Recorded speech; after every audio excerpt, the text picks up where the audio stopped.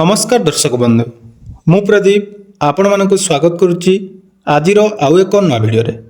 तो राज्यर समस्त चाषी और भाई भौणी मानक पई गोटे बहुत बड़ इंपोर्टाट अपडेट रही। जदि आपण माने चलित वर्ष खरीफ रे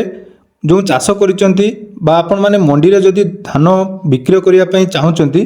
ताले आपण मानक पई एई भिडियोटी बहुत इंपोर्टाट रही। कारण देखंतु जेतेबेले मंडी रे आपण माने पंजीकरण ऑलरेडी करई दी सारिचंती एवं मंडी रे पंजीकरण हो सारा पर बर्तमान जहाँकि आपण मानकर टोकन आसुची तो यारी भितर आपण मानक पई बहुत किछि जहाँकि समस्या मध्य होउची। चाषी और भाई भौणी माने टोकन को नहीं चिंतित थिला बेले आउ किछि जनक मनरे जहाँकि गुटे डाउट रही जे मंडी रे जदि आपण माने धान बिक्री करूचंती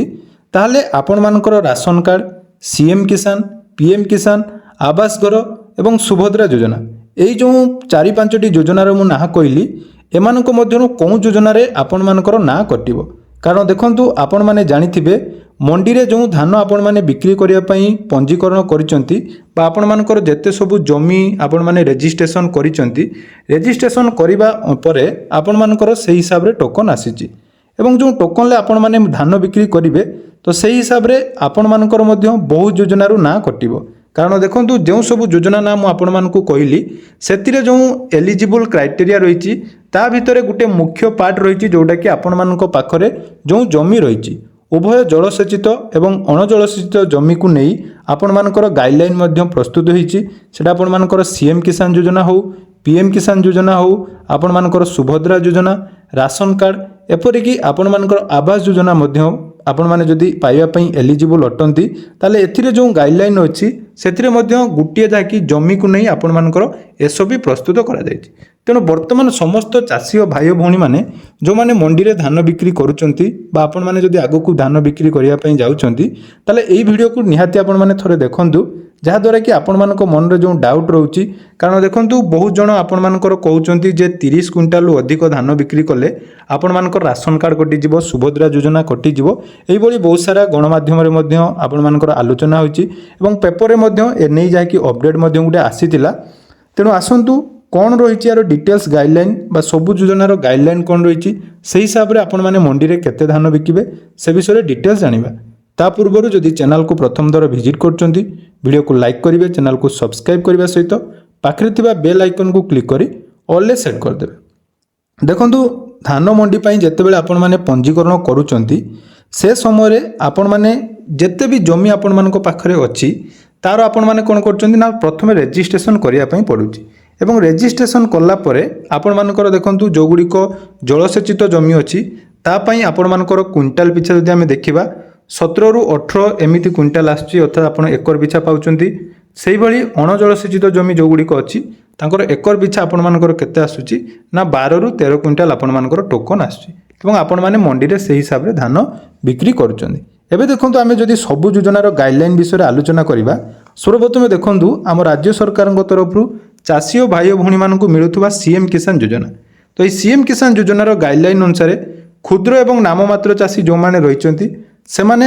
5 एकरु कम जहाँकि चाष जमी थिबा आवश्यक अर्थात 5 एकरु जदि आपण मानकर अधिक जमी रहुची ताले आपण माने सीएम किसान जहाँकि पाइबे नाही आपण माने इनएलिजिबल अटंती। किंतु मन रखंतु आपण माने जतबे मंडी रजिस्ट्रेशन करिसंती सीएम किसान रजिस्ट्रेशन कला परे सबु चाषी गुटे एकरु कम जमी को रजिस्ट्रेशन करचंती। किंतु जतबे आपण माने मंडी पई रजिस्ट्रेशन करूचंती जेहेतु आपण मानक पाखरे अधिक जमी अछि मन रखंतु गाइडलाइन टा आपण माने बुझिया पई चेष्टा करंतु एवं सरकार जहा करूचंती सेटा ठीक कि नै ता मध्ये आपण माने जानिबा दरकार। तेणु आपण माने जतेबेले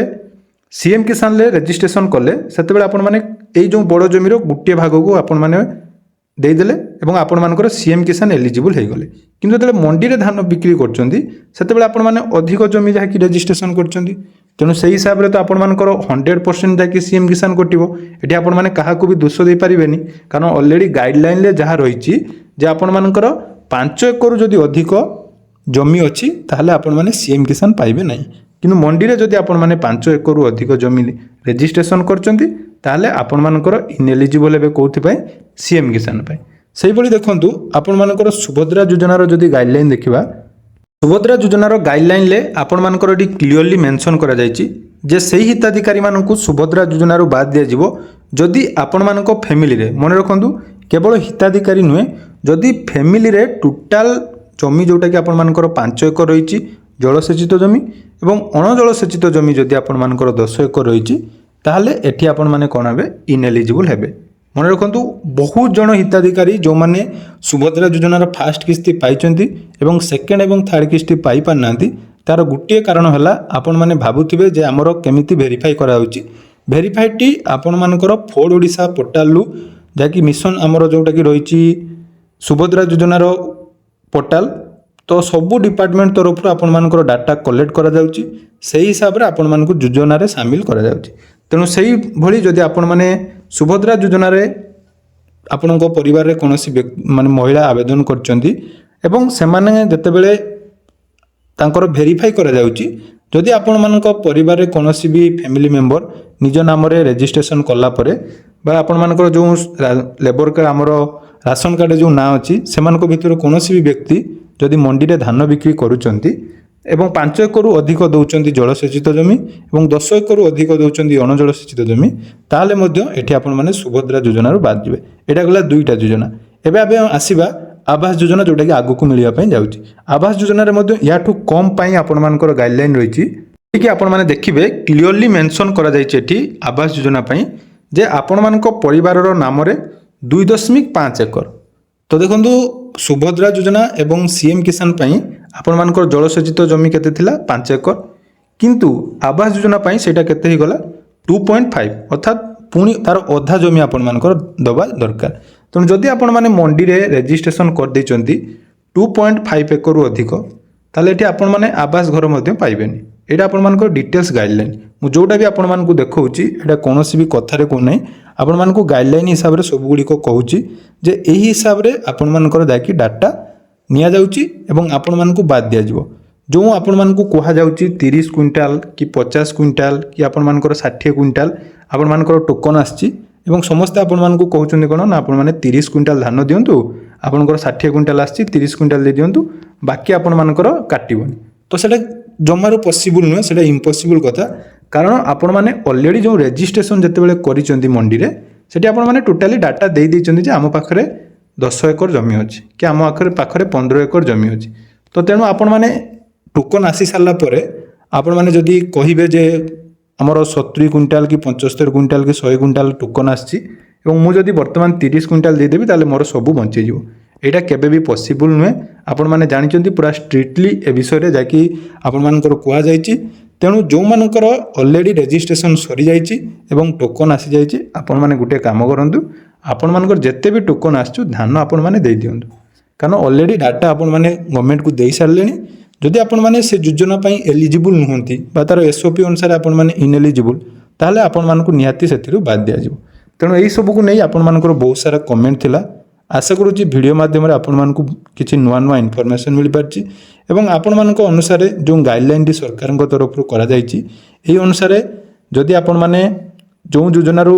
गाइडलाइन खिलाफ करछंदी आपण माने सेथिरु बाद पड़िबे एवं जो योजना रे आपण माने शामिल होबा कथा बा आपण मानकर जदि डाटा ठीक अछि ताले आपण माने रहिबे एवं परवर्ती समय रे जदि आपण मानकर किछि योजना रो नाम कटिला ताले सेते बेले आपण माने जदि एलिजिबल थाई मध्य काटला ताले आपण माने कंप्लेन करि परिबे बा तार अन्य उपाय अछि किंतु मु जो आपण मानकु कहली एटा गाइडलाइन हिसाब रे सेही हिसाब रे आपण माने चिंता करंतु आपण माने मंडी रे केते धान बिक्री करिवे। वीडियोटी भल लागतिले आपण माने निहाती चैनल को सब्सक्राइब करिवे एवं आपण माने कोन कोन डिस्ट्रिक्ट रो वीडियो देखचंदी कमेंट सेक्शन रे जणाइबे। धन्यवाद।